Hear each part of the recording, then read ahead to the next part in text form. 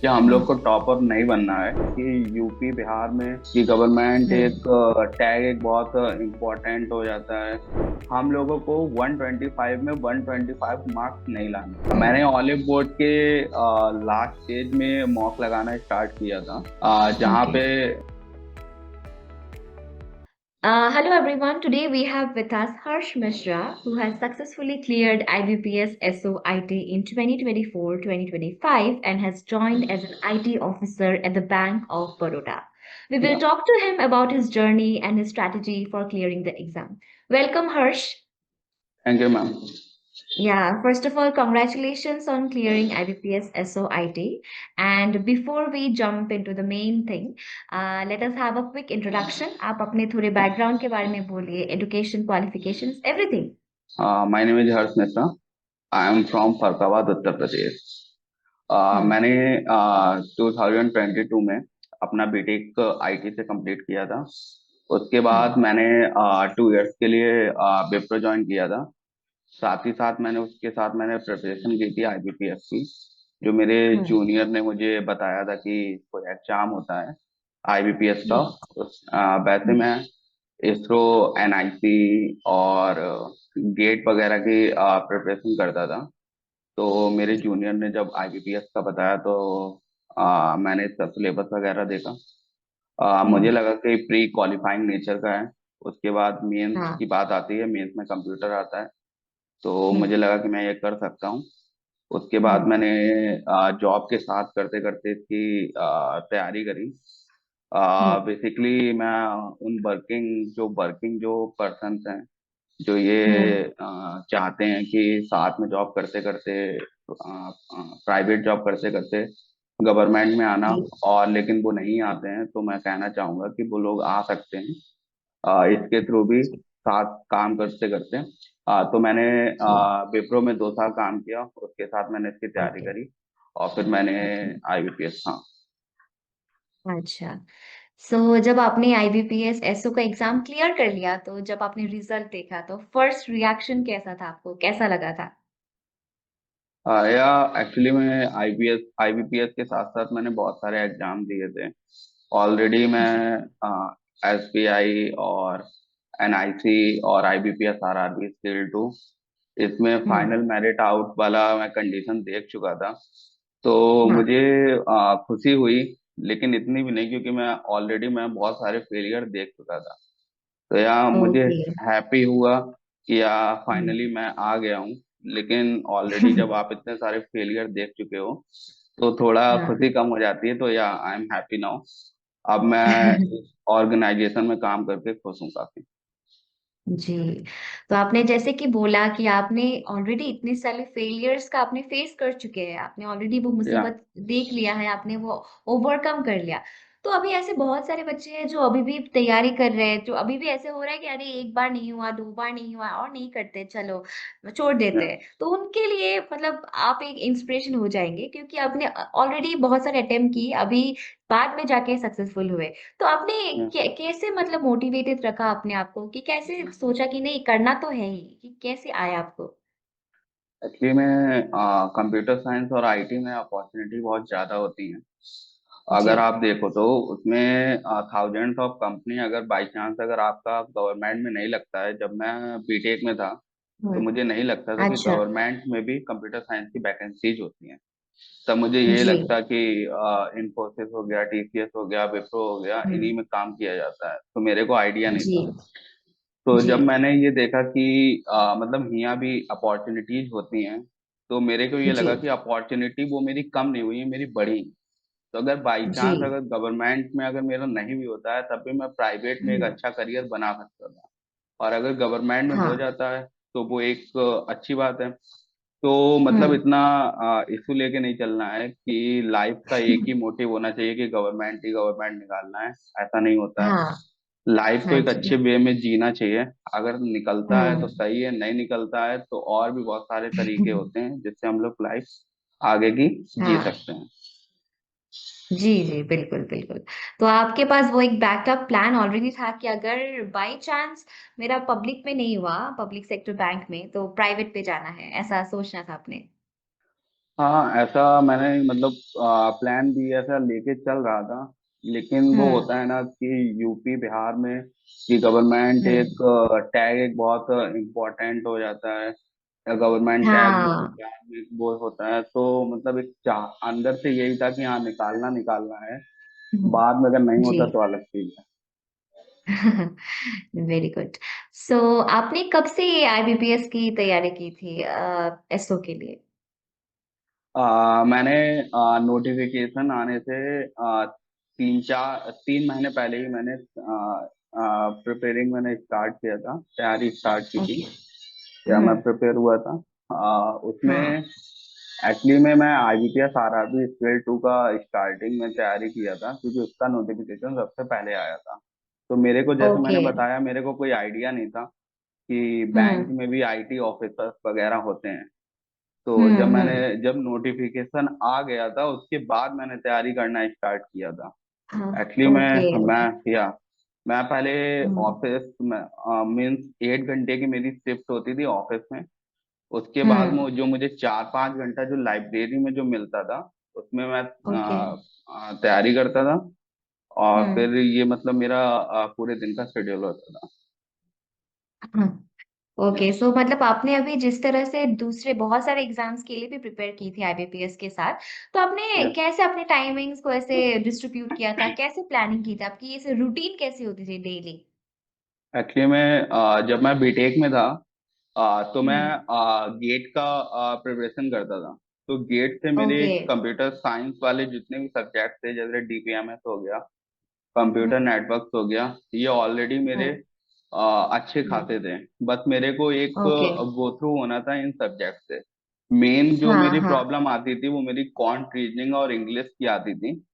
और okay. Specially जब banking की बात करते हैं तो ये थोड़ा डिफिकल्ट हुँ, होता है। तो ओके। मैंने फिर थोड़ा बहुत देखा, यूट्यूब से देखा। हुँ, ऑलिव बोर्ड का जो हुँ, यूट्यूब चैनल है, मैंने उससे थोड़ा बहुत पढ़ा। हुँ, उसके बाद फिर ओके, मैंने क्वांट रीजनिंग और जो इंग्लिश है, इसके मॉक देने हुँ, स्टार्ट किए हैं। ओके। मॉक जो होता है वो बहुत इंपॉर्टेंट होता है। हुँ, एटलीस्ट हुँ, आप एक दिन में 2 मॉक दो, और जो हुँ, अपना हुँ, अगला दिन है उसको जो हुँ, उसके एनालिसिस के लिए लगाओ। जितना हाँ, टाइम आप मॉक देने में दे रहे हो, उससे डबल हुँ, आप उसको एनालिसिस करने में लगाओगे तो वो उतना ही अच्छा हुँ, होता है। तो जी, मैं मॉक जो होता था उनके सारे क्वेश्चन से गो थ्रू हो जाता था, चाहे वो मैंने okay. At a mock time मैंने वो सॉल्व किए हों या ना किए हों। तो हुँ, यही मेरी जर्नी रही थी, और मेरा कुछ ऐसा कुछ एक्स्ट्रा था नहीं। ओके। सो आपने जैसे कि बोला कि मॉक्स बहुत ही ज़्यादा इम्पोर्टेंट होते हैं। तो या आपके ऐसे याद है कि आपने इनिशियली कैसा स्कोर किया था मॉक में? या फिर मतलब एग्ज़ाम मतलब ऑब्वियसली आपका स्कोर मुझे जानना था कि आपने कैसे स्कोर किया था मॉक्स में? एक्चुअली में जब भी आप मॉक लगाओ, तो आप अपने हुँ, मार्क्स ना देख के आप परसेंटाइल देखो कि आप कितना ओके। परसेंटाइल ला रहे हो। तो जब मैं हुँ, स्टार्टिंग किया था तो मेरा 70-75 परसेंटाइल आता था हुँ, इन स्टार्टिंग। जब मैंने हुँ, मतलब कुछ ज्यादा मैंने पढ़ा पढ़ा नहीं था। और ओके, यही परसेंटाइल मुझे 90-95 के थ्रू लाना था। जब मैं ओके। मेंस का जब देता था, तब मेंस में क्योंकि हुँ, मेरे कंप्यूटर वाले सब्जेक्ट अच्छे थे, तो वो स्टार्टिंग में ही मेरा 90-95 आने लगता था। तो मेरे ओके, को यही था कि मेरे को प्री जैसे भी करके निकालना है। तो प्री निकालने के ओके। लिए क्वांट रीजनिंग और इंग्लिश आती है, जैसे कि हम लोग को पता है 50-50 हुँ, क्वेश्चन होते हैं। तो हम लोग ओके। को 50 आउट ऑफ 50 नहीं करने होते हैं। हम लोग को हाँ, 40 मिनट का टाइम होता है, तो 40 मिनट में हुँ, एटलीस्ट 25-30 क्वेश्चन तो हम लोग कर सकते हैं। लेकिन हुँ, विद एक्यूरेसी हम लोग को करना होता है। ओके। जिसमें अगर हम लोग क्वांट में देखें तो हम लोग का क्वाड्रेटिक होता है, सिंप्लीफिकेशन होता है। और हुँ, दो बैंड डायग्राम जो होते हैं वो बहुत इजी आते हैं, डीआई जो हुँ, रिलेटेड होते हैं। तो उनको हुँ, हम हुँ, लोग करके 20 मार्क्स ला सकते हैं। ओके। हुँ, रीजनिंग में जैसे हुँ, हो गया, स्लॉग हो गया, इनइक्वालिटी हो हुँ, गया, और हुँ, चाइनीज कोडिंग हो गया। और एक हाँ, अगर आप करना चाहो तो एक पजल कर सकते हो। जैसे हुँ, 4-5 पजल आती हैं, तो ये जरूरी नहीं है कि 4-5 पजल सॉल्व करो। अपने ईगो ओके। पे नहीं लेना है, हम लोगों को केवल पास होना है फ्री में। तो हम्म। 20 मार्क्स हम लोग रीजनिंग में भी इजली हम लोग गेटिंग मतलब ले सकते हैं। फिर उसके बाद आते हैं हम लोग जी। इंग्लिश पे। इंग्लिश पे हम्म। नॉर्मली जो बैंकिंग की इंग्लिश होती है वो थोड़ा हार्ड होता है। अगर आप ओके। और एग्जाम देखो तो उसमें हम्म। जो एक क्वेश्चन होता है वो हम्म। 0.5 मार्क्स का होता है। तो ओके। इसमें हम लोग को इंग्लिश में ध्यान देना है कि इंग्लिश हम्म। में जब आप लोग अटेम्प्ट करो तो लगभग हम्म। सारे अटेम्प्ट कर दो। क्योंकि अगर हम्म। माइनस होता भी है तो -0.125 होता है।